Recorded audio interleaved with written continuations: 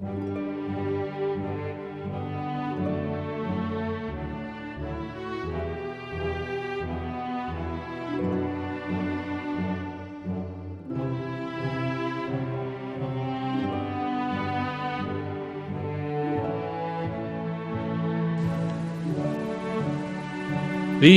days are the days of learning and understanding.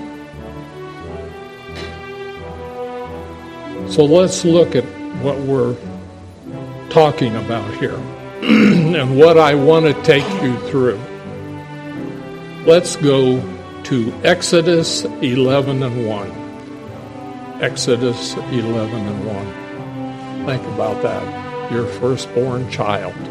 Or if you are a firstborn, you'd have been gone.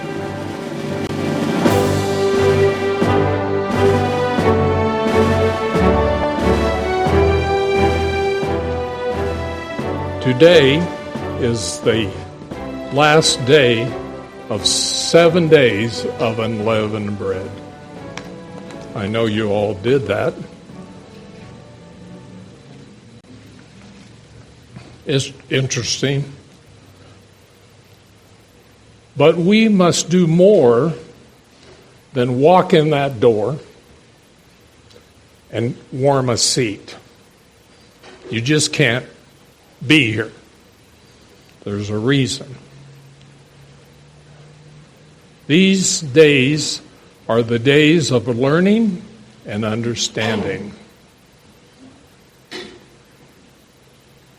We understand more of what God wants from us and why it's important as Christians. You have to learn to think like God. The Sabbaths, and the days of unleavened bread are a requirement to keep, not only to show God you love Him, that's why you're here, I know, and show Him that you want to obey Him. Rituals. And I get that from John 14:15, where Christ said, if you love me, keep my commandments. This week is a memorial to Israel coming out of Egypt. And what do you see outside? What's going on out there? I drove by earlier in the week going home and on Highway 50. There's a big church.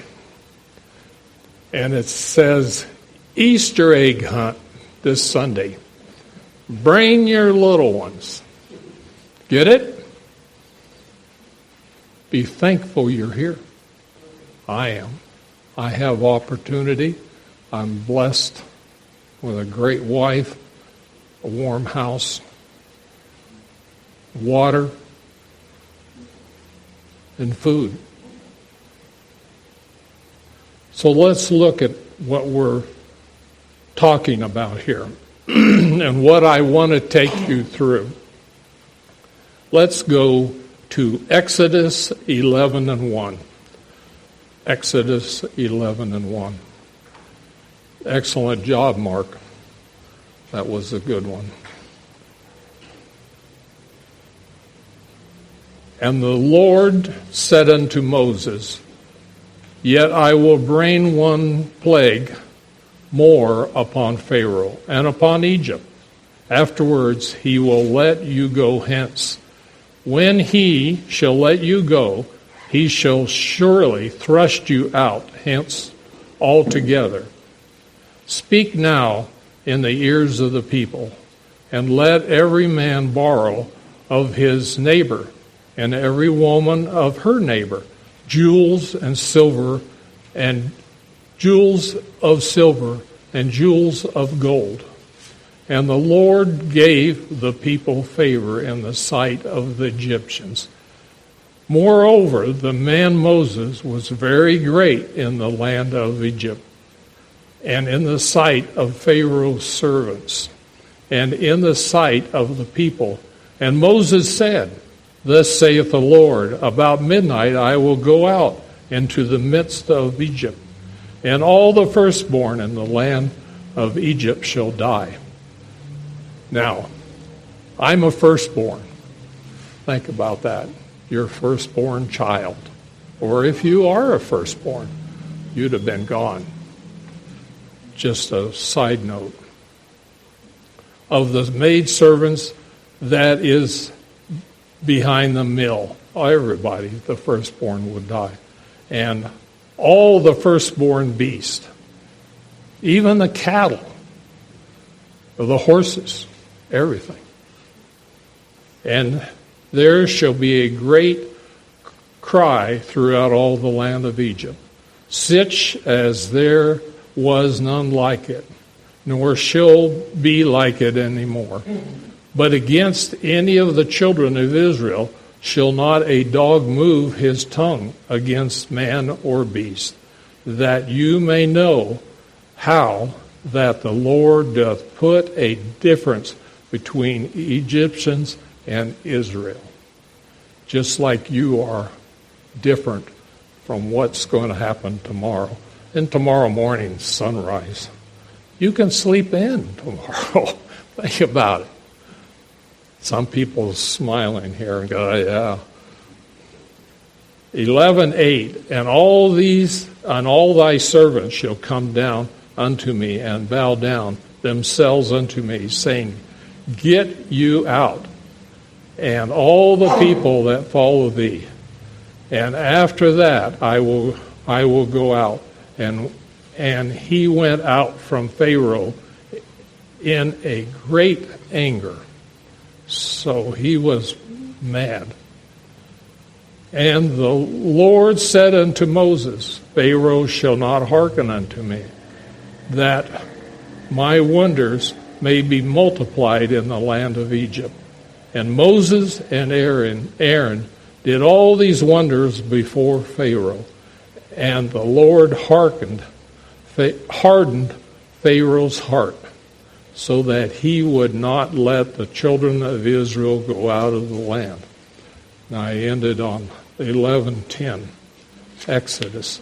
So let's go now to 12:12, Exodus 12:12.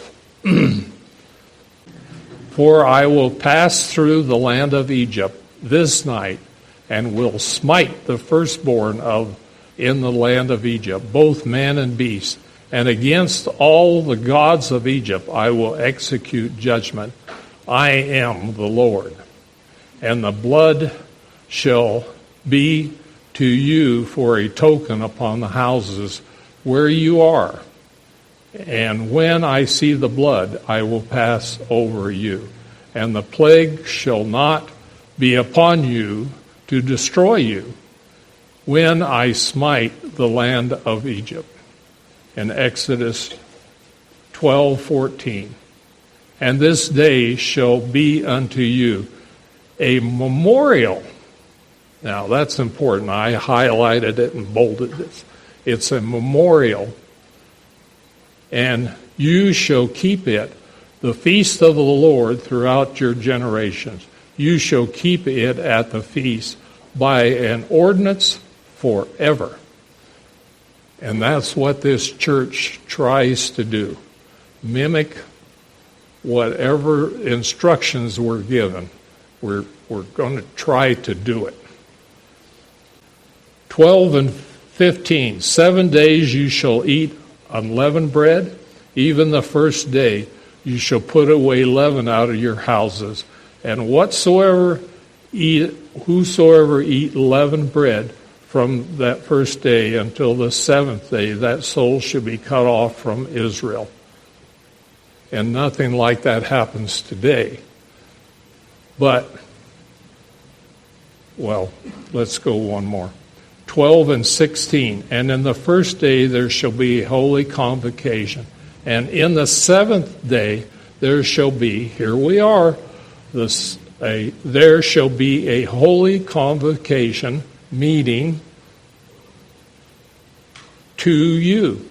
No manner of work shall be done in them, save that which every man must eat, that only may be done of you. And my wife was up early cranking out those popovers. And I didn't have it so bad this year. You know, popovers every morning, scrambled eggs, eggs over easy, you know.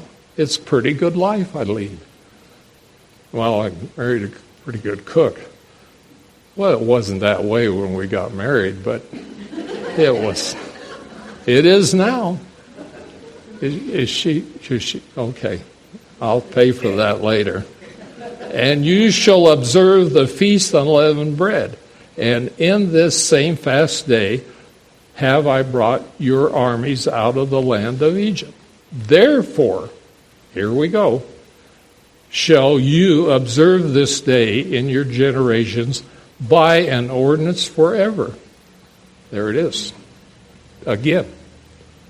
So we're doing that. In the first month, on the 14th day of the month, at even, you shall eat unleavened bread until the 120th day of the month, at even.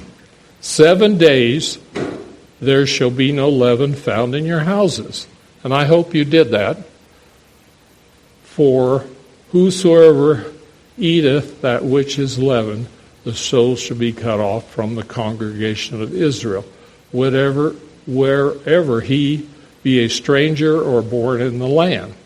You shall eat nothing leavened. In all the habitations you shall eat unleavened bread. Now, every year we prepare. And every year I ask myself, and I complain to my wife, are we overdoing this? Because we really clean. And so far it's worked out. We find things that are interesting, and we take them out. Leavened products. Now I want to jump ahead to where all of Israel starts to question if leaving slavery was a good idea. Remember, they're out in the wilderness on this day. Think about it. Because, and this is my own reasoning, they have basic needs. Everybody, you all here have basic needs. What am I talking about? Food and water. You got to have it. You won't last much longer than 7-8 days. And you're gone. And they were worried about their food and water. And they became agitated. And I'm using a nice word. They were terrible, impatient. And we must wait on God. There's a good example for us. But go to Exodus 16:4, please. Exodus 16:4. Then said the Lord unto Moses, Behold, I will rain bread down from heaven for you, and the people shall go out and gather a certain rate every day. So he's telling them exactly how many to get, that I may prove them whether they will walk in my laws or not, or no. In the Old English, no. He's going to prove and see what these people are made of. Now, Exodus 20:20. Let's pick up those same thoughts. Exodus 20:20. And Moses said unto the people, Fear not, for God is come to prove you. That same word. And that his fear may be before your faces, that you sin not. So he's pumping information down to these people by example. Okay? And they're seeing it, seeing this manna out in the fields. Okay, this happened when they were given the 10 Commandments, about that time. Now, that word prove. The word prove is Hebrew, it's in Strong's 52:24. I looked it up for you. And also can be trying. They were tried. They were seeing, God was seeing what these people were thinking. How would they react to his laws? And then one of I brought this Bible. It's New King James Version, and it uses the word try, not prove. And in other Bibles, some use try and some use prove. Okay, so I'm on the right track, and so are you. Exodus 16:27. Exodus 16:27. And it came to pass that there went out some of the people on the seventh day for to gather, and they found none. And the Lord said to Moses, how long refuse you to keep my commandments and my laws? So he's getting the blame for this. Just like your elders will get the blame if you foul up. See, for that the Lord has given you the Sabbath. Therefore, he gives you the sixth day, the bread of 2 days. You know this. You follow it? Abide you every man in his place. And it's talking about the Sabbath. Let no man go out of his place on the seventh day. It's the Sabbath. So the people rested on the seventh day. And I didn't write it in, but there's a reference to a man that went out and gathered sticks on the Sabbath, and I believe he was stoned. And I often think, why didn't someone run out with his bunch of strong fellows and grab him and haul him in, and he wouldn't have had to suffer that? I wonder sometimes. Maybe he was real belligerent. I don't know. It's not recorded. But it's there. God had to be strict with these people because they spent years in slavery. Years. And they were not thinking right. Now that the days of unleavened bread are almost over, I have to ask, did you learn anything? Did you make a mistake and eat the wrong thing? Did you read your Bible and think about this at the memorial? What it means? You know, we're going to do this next year. And I've been doing it since I got out of the Army. It's amazing. And it's sunset tonight. It'll be over where you can go out and have a hamburger or whatever you enjoy. And incidentally, sunset is around 8 o'clock. Exact figure is 7:56:50. You know? It's not atonement, but I got to tell you, when I first kept atonement, I was living with a family. They were in the church, and I rented a room from them. Actually, there were two of us in the room, and on the Day of Atonement, as the sun was setting, we were all out there watching the sunset. And it's slow as the hills. When your first time you fast, it was funny.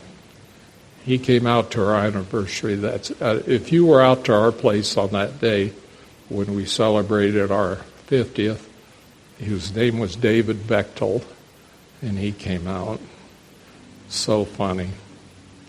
Anyway, human nature. Now that the days of unleavened bread are almost over, did you learn anything? Okay. Did you get a better grip on meaning of the week, or was it a week of sacrifice? You know, you should have gotten something out of it. Every time I come to church, I hear something new. If not new, in my case, I forgot it. And it's a good reminder, and it kind of pumps me up. And that's what happened today when Mark was saying they had the scriptures, Torah, and they were moving around. I had a very good friend when I started work at an Ambassador College, and he was a Jew from New York, and he would tell me about that. It was just like you described. Just neat. You know, I had a friend in the Army, and he was Cajun. He was from Louisiana and Baton Rouge. He told me he was black, Negro, white, and Indian. And he said, I'm always mixed up. So every year, we were bunking close. Every year for Lent, he was a good Catholic. He gave up watermelon hearts and possum livers. Possum livers. Ugh. And watermelon hearts in March, April? I don't think so. That's the crop still in the field. Anyway, I tell that every year because I think of him. Well, what about us? What about you?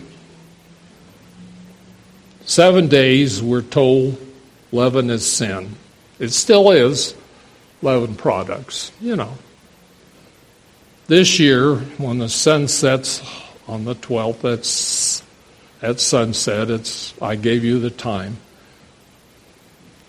But before that, Nita and I got all the leavening off our property and products out of our house. And I hired a young man to clean our car, vacuum it out, and then I changed all the vacuum bags and replaced everything and got everything in the trash. Got rid of it. This is just one of the many rituals we go through, and we learn. That's what we do here. That's what I'm trying to get at. We learn. Other yearly rituals are the Passover. You know, we just did that. The foot washing. I have a good friend here. He helps me. And then we have the wine and unleavened bread. And then while we'll have Pentecost and trumpets and atonement and the Feast of Tabernacles and the last great day. Then after several years of doing this, we get the picture. Maybe. You have to attend. You have to work at it. You have to be here. It's easy to come in here and you hear these people. And today, Mark, he put some effort in that. Those scriptures were good. And it puts us in a system, and we remember, and you have to do it. And the Sabbath day, we're here every Sabbath. You talk about paddling upstream against the current. For many, the Sabbath has not always been easy. They've lost jobs or family or whatever. It's hard. Sometimes it's hard to keep these holy days. But you have to do it. That's how you learn. Being here, fellowshipping, that's how you do it. And you should do the best you can do. God won't ask more. You have talents. Everybody has some talents. And they're different. But you have to do what you do the best you can do or execute. We are to remember God and His instructions regarding eating unleavened bread these days. That's one thing we learn.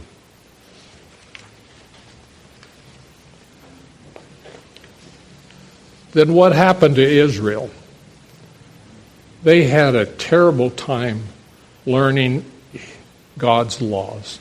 Let's face it, they fell flat on their face. And God's laws and statutes. And I still have trouble reading the statutes, what you can sell and what you can't, and this and that, and in the days of when you loan money every 7 years, you got to give it back. And it's hard for me to keep up with. Now, God, the Lord, tried them, and they failed. That is why, and get this, they marched around the wilderness 40 years. It's like between here and Green River, there's not much. And if you picture 200 or 300 years ago and you were wandering around out there, that's what it was like. Awful.